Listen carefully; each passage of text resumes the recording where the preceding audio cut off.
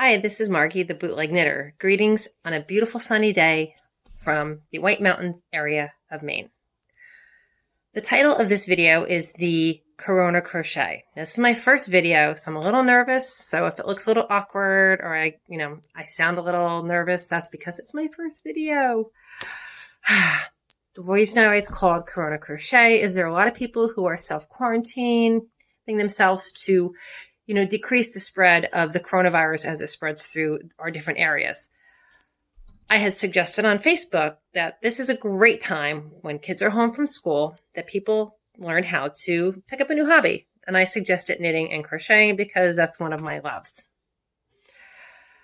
Then my friend Ellen from Ocean Running Club, shout out to Ellen, love you, miss you. Ocean Running Club in New Jersey, great running club, great group of people. She suggested I do a tutorial. So even though I'm known as the Bootleg Knitter, I first learned how to crochet, and I think it's important to learn both. There are different aspects of each one. And I think crocheting is actually easier to learn, and I do still crochet, even though I'm known as the Bootleg Knitter. I do knit more often than I crochet. It depends what I feel like doing. A little bit about myself first is that I'm from New Jersey.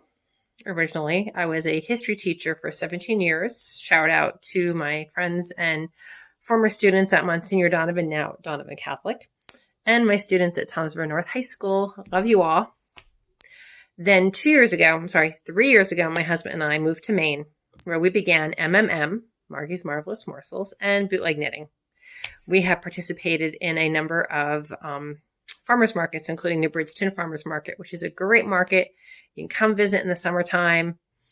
Although this year we have pulled out of the Bridgeton Farmers Market because we believed we would be traveling to see our son play lacrosse. But of course that season was canceled. So we'll have to see what the future holds as far as that goes. I have been doing fiber work now for 16 years. And I knit, I crochet, I spin from fiber. So this is some nice Cotswold fiber that I have been making into some yarn to spin, or making into bats to spin into yarn. And then I also dye. My thing I like to make most is mittens, but I also do hats. This hat, lovely. So the most important thing is to find a yarn you like.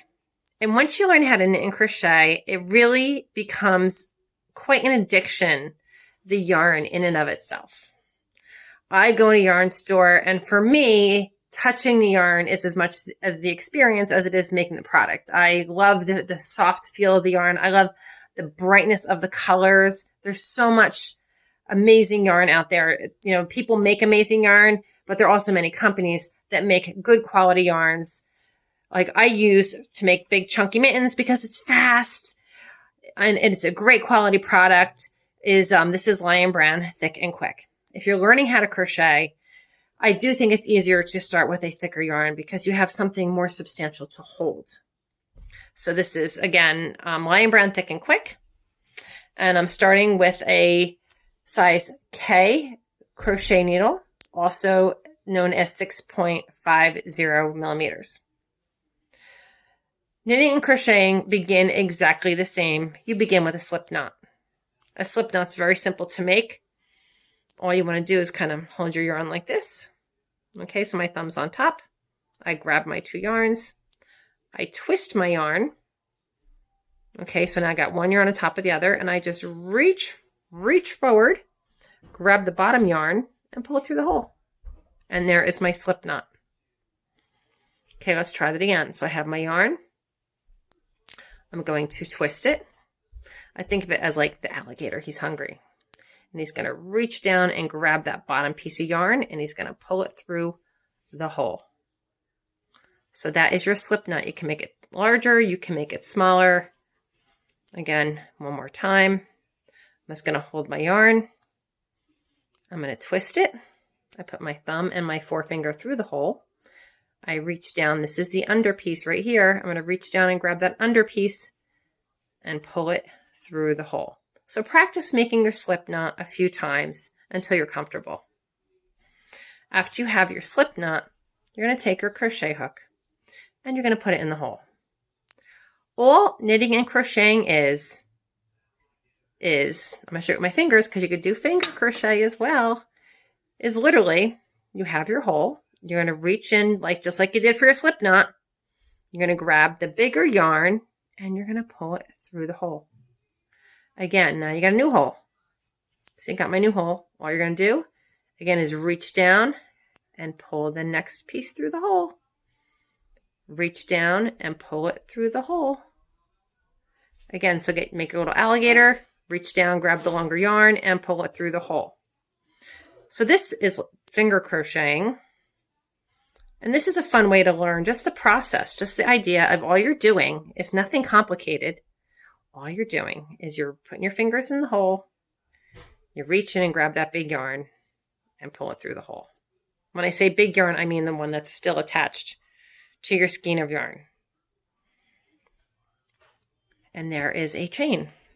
Now you see how big and fat it is? Well, that would make a really big fat hat. We really don't want something usually that big and fat, so use a crochet hook to make a smaller, neater chain. So I put my crochet hook through my slip knot. I'm just going to tighten it up just so it's comfortable.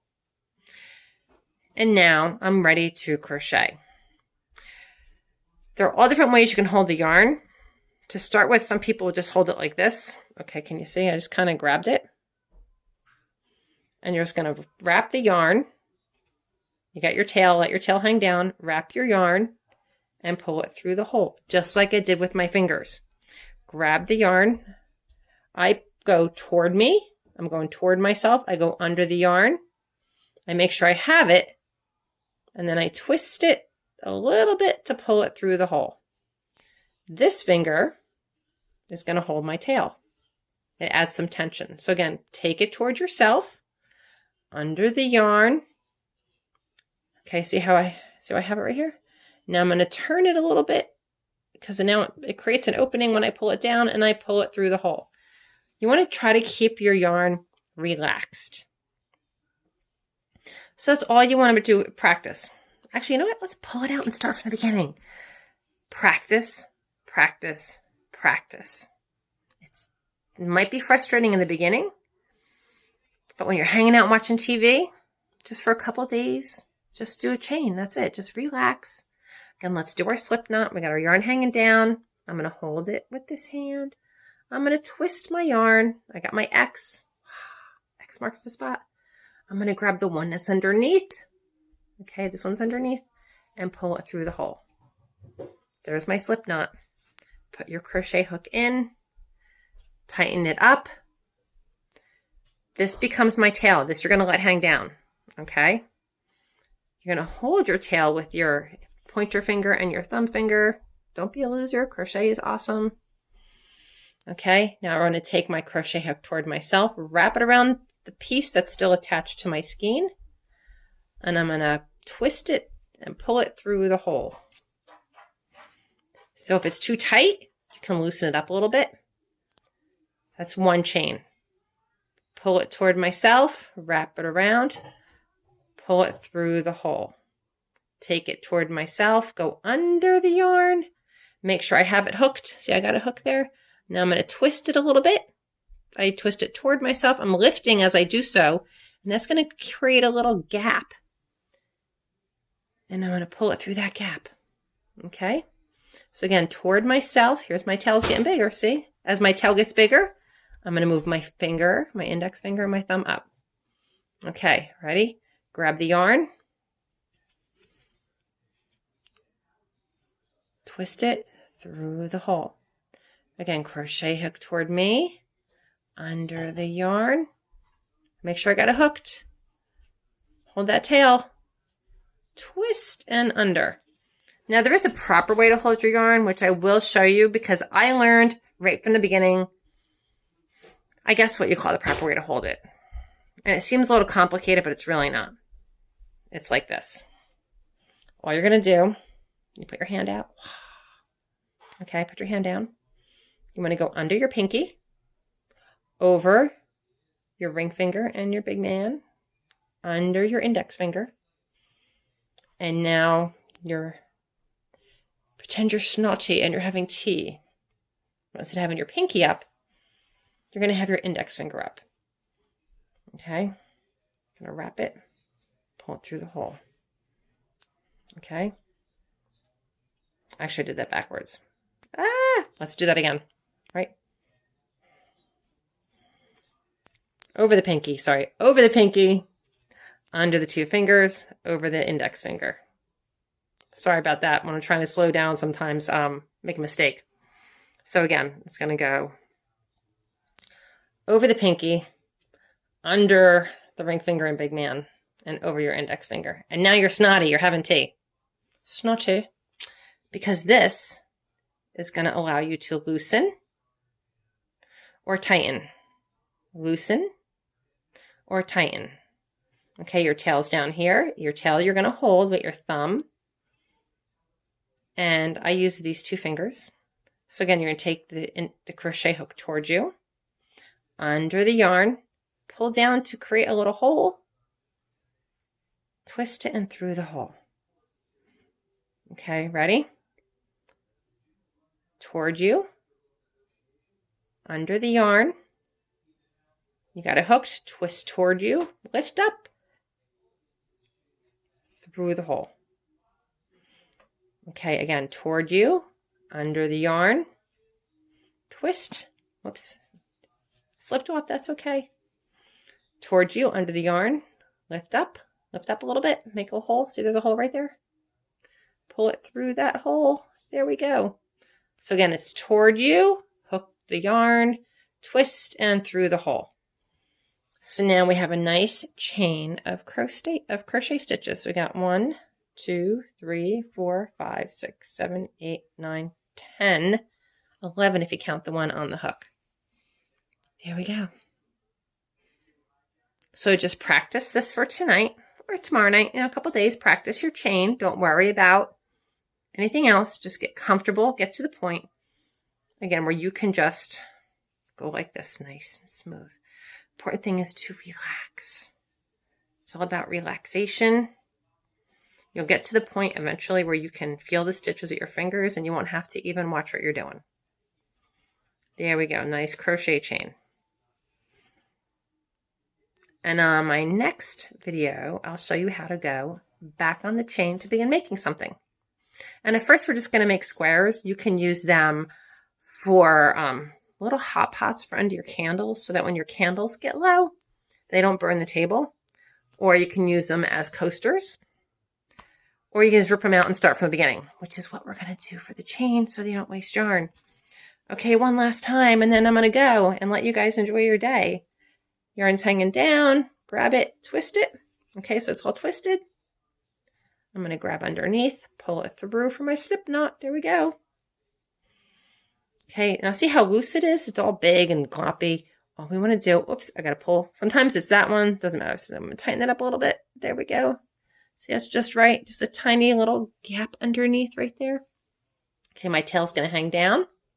Again, under my pinky, I'm going to see over my pinky, under my ring finger and my middle finger, over my index finger, grabbing the tail between my thumb and these two fingers, nice and gentle, relaxed. Again, this is your tension. You don't want to be too tight. Take the crochet hook towards you, under the yarn, pull down a little bit with your thumb on the tail, twist it to make the hole, and there you go.